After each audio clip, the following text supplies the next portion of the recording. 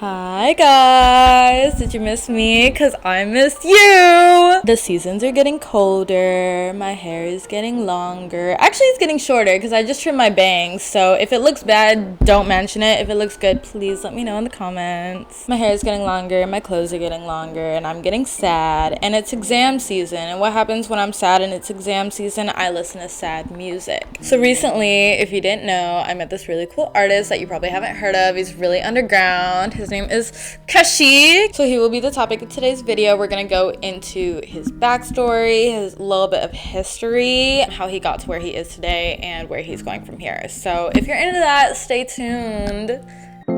So who is Keshi, I hear you asking? Well, Keshi, birth name Keshi, was born on November 4th, 1994, and he grew up in Texas, more specifically in the Houston area, which is scary close to where I'm from. So, hi Keshi, do you want to meet up? Do you want to hang out sometime? I think that would be so fun. He is a Vietnamese American artist, parents are immigrants, and he makes like R&B style, hip-hop, lo-fi kind of music. He says he was inspired by artists such as John Mayer, Frank Ocean, The 1975, and Bryson Tiller, which is kind of a diverse group of people if you ask me. There's kind of no real way to describe his music because it's evolved so much since he first started making it back in like 2017, 2018, so you would really just have to listen to it to find out. In an interview that he did with Intercom, after being asked what got you into music, he responded saying, when he first making music under the name Keshi, his friends would listen to it on the radio, and he got sent a screenshot with his name on it,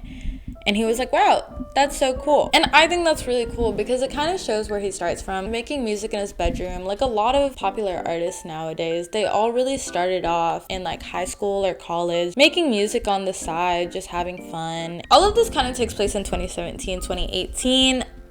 He started making music in 2017 when he took up the name Keshi, which was a nickname from his childhood, and he began releasing his music on SoundCloud. His very first song, Over You, was released on September 20th, 2017, and he continued to release music in 2017, releasing 3 more songs and another EP called If You're Not the One for Me, Who Is? In 2018, he released even more music, releasing another EP called Good Days and another song called On and Off. None of these songs ended up making it to his first official EP, The Reaper, but it really showed where he started off from and how his music had already began to evolve from that sort of bedroom pop to his more acoustic style of the time. His first official EP, The Reaper, was released on November 13th, 2018, and it was one of the last things that he really made under his own name before being signed. It had 4 songs on it: The Reaper, Like I Need You, Too Soon, and I Swear I'll Never Leave. He releases music on almost every streaming platform available and began racking up streams in the millions. All of his music at this point was self-produced, which is something that he talked about. After Listen magazine asked him about his songwriting process, he told them that his music was all self-produced, from the beats to the vocals and everything in between.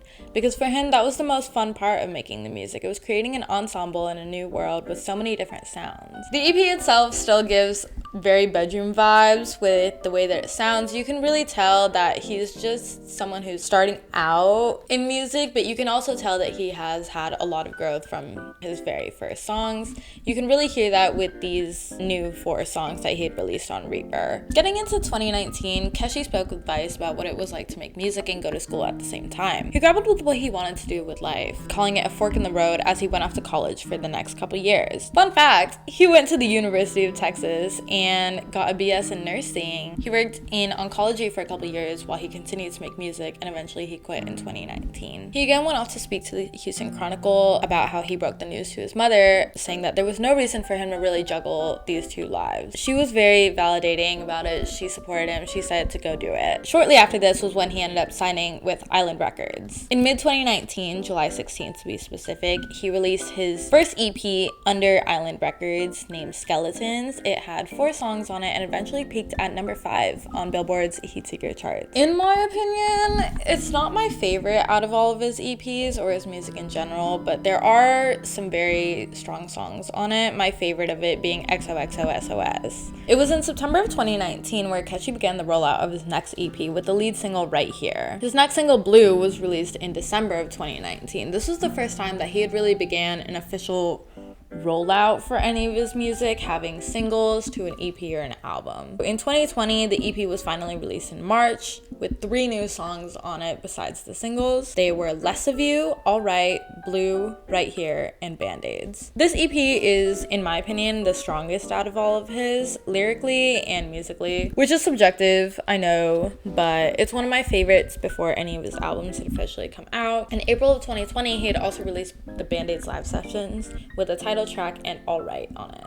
In mid-2020, Keshi had begun the rollout of his very last EP, titled Always, with the lead single More. He continued on with this with the release of Always, the single, releasing in July, and then Drunk in September. Before the EP itself released, Lainey had dropped their 3rd album named Mama's Boy, which is an album that I personally love so deeply and hold very close to my heart. But they have this song called What I Wish Just One Person Would Say to Me that Keshi actually has writing credits on. And coincidentally, this is actually how I found Keshi and his music. I was a big Lainey fan in 2020, and I was stalking their credits and everything on all their songs because, I don't know, that's just something I do.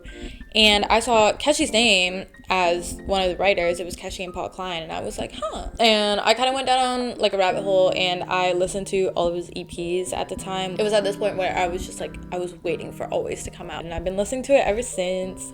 The EP itself has 3 more songs on it. It has Talk, BYS, and Us. So all of his EPs in total had 4 songs, 5 songs, and 6 songs. He released all of his EPs under Island Records as a trilogy, putting them on vinyl and on CD for other people to listen to, totaling up to 15 new songs. The year is now 2021, and it's after the release of the EPs where Keshi's music had begun to gain even more traction among the K-pop community, with fans of groups such as BTS, NCT 127, and ITZY gravitating towards his sound. His music, while not as energetic as most of the K-pop songs that come to mind, had this lo-fi indie feeling that people seem to enjoy. While it was quite different to songs like Idol by BTS or Loco by ITZY, it still had that sort of authentic feeling that made people gravitate towards it. He released one last single named Beside You in April of 2021, and then nothing was heard from him music-wise for the next couple months. So his first official album, Gabriel, was recorded between January and November of 2021, and the first time that the album was actually teased, from what I could find, was on May 14th when he tweeted a screenshot of Hell/Heaven with a voice memo that said, Hell_Heaven Final One Wave. And then the next tease that I could find was on August 19th when he posted saying that he'd be live on YouTube the next week with a blurry picture of the track list. People at the time didn't really know it was a track list. It was just titles or names or words in a notebook, but people picked up on it pretty quickly what was going on. The lead single for the album, Somebody, was available to be pre-saved on September 16th of 2021 and was finally released on October 2022. It set the tone for the album, keeping his roots of his bedroom pop vocals, but it seemed like a larger step up from his EPs, the production and the writing both feeling much higher. His second single for the album, Touch, was teased on January 14th of the next year, 2022, and it was set to be released in February. The album itself began to be teased on January 30th of 2022 after he posted the track list when an update account tweeted that the names of all 12 tracks of Gabriel were registered. Later on, when the album was to be released, the tracks Understand and Angostura were swapped in their order. The last single of the album was released in early March, named Get It, and the album itself was set to be released later that month. The album Gabriel, if I could describe it in a couple words, I would say, this is not about to be a couple words, but I would say it's very different from his EPs in the sense that the production of it feels much higher, and it feels more official, if anything. Like, the EPs just felt like warm-ups to this, and you could really see how he's been growing in the past couple years as an artist. Following the success of his first single, Keshi teased tour in November of 2021 with a screenshot saying, "Ready?" and an email saying Europe tour dates. That was all that we had really heard about tour until 2022, when it was officially announced in February, called the Hell/Heaven Tour, the first date being in Dallas. The tour sold out a week after being announced, and he announced the Europe leg of the tour shortly after and went on to announce Australia and Asia dates in July.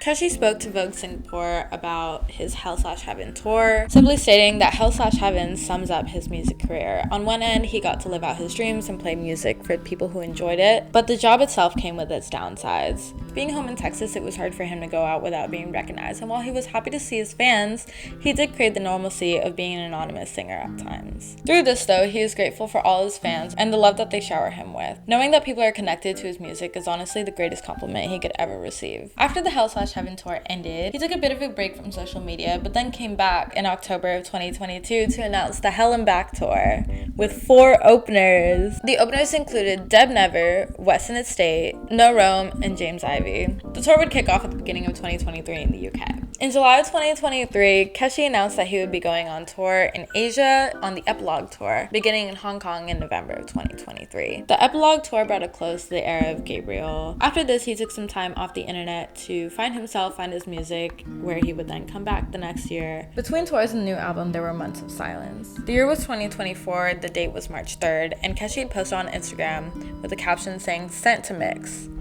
This officially began the Requiem era, as the next Instagram post that he teased on April 19th was captioned, "Album is mastered." The final tease was posted on July 1st as he changed his profile picture with no caption, officially ending the Gabriel Enda and beginning Requiem. The first single of the album, Say, was set to release on July 12th. He also announced the release date for Requiem being September 13th. The sound of this song was quite different from what we had heard from Keshi before. The album itself had a much more fuller and produced sound. If there was one way to say it, I would say that this album sounds more full than his other music. There's much less acoustic, but I kind of enjoy this kind of direction that he's going in. I don't know what I think. Ignore that.